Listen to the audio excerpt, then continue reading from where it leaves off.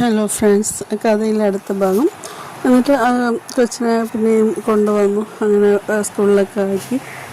അടുത്തത് പിന്നെയും അതിൻ്റെ കൂടെ തന്നെ കുറേ പ്രയാസങ്ങൾ പിന്നെയും അനുഭവിക്കാൻ ഉണ്ടായിരുന്നു. പിന്നെ അതൊക്കെ കടന്നുപോയി.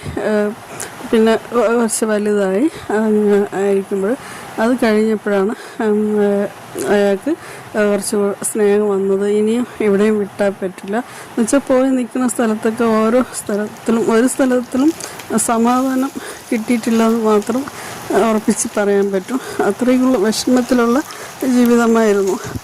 പിന്നെയാണ് അയാൾക്ക് ആ വലിയച്ഛന് കുറ്റബോധം തോന്നി. നമ്മൾ ആ കൊച്ചു പ്രായത്തിൽ ഇങ്ങനെ കഷ്ടപ്പെടുത്തിയല്ലോ, ഇനി എവിടെയും വിട്ടാൽ പറ്റില്ല, വലുതായി ഇനി അങ്ങനെയുള്ള ഒരു മനസ്സിൽ ഒരു തോന്നലുണ്ടായി. അപ്പം ഇനി എന്നിട്ട് എന്ത് ചെയ്തു,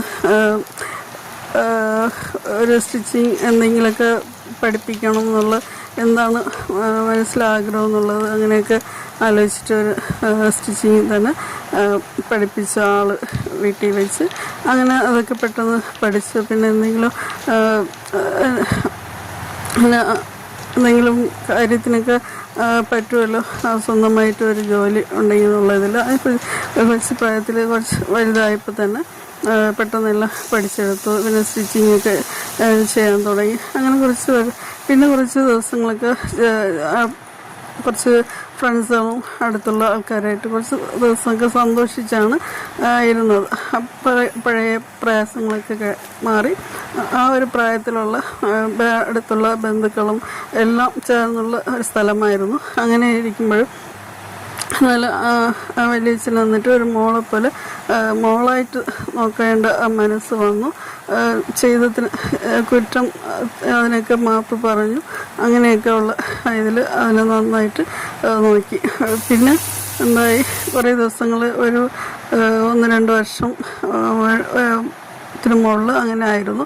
അത് കഴിഞ്ഞിട്ട് അയാൾക്ക് സുഖമില്ലാതായി, സ്ട്രോക്ക് വന്നു. അങ്ങനെ വന്നപ്പോൾ നാട്ടിൽ അവരെ മക്കളെ ഒക്കെ വന്നു, വന്ന് കൊണ്ടുപോയി. പിന്നെയും ആ അമ്മയും മോളും വീട്ടിൽ ഒറ്റയ്ക്കായി. പിന്നെ കഥ എടുത്ത് പറയാം. ഇന്ന് മോന് വയ്യാത്തൊരു മോനുണ്ടല്ലോ, അത് രാവിലെ എണീറ്റില്ലായിരുന്നു, വൈകുന്നേരം ആയി. അപ്പോൾ അവന് നോമ്പ് പിടിച്ചിട്ടുണ്ട്. ഇങ്ങനെ ഞങ്ങളെ കൂടെ അത്താഴം കഴിക്കുകയാണെങ്കിൽ അവനും കൊണ്ട് നോമ്പ് പിടിപ്പിക്കും. എന്താണെന്ന് അറിയില്ല, എന്നാലും മിണ്ടാതെ കിടന്നോളൂ.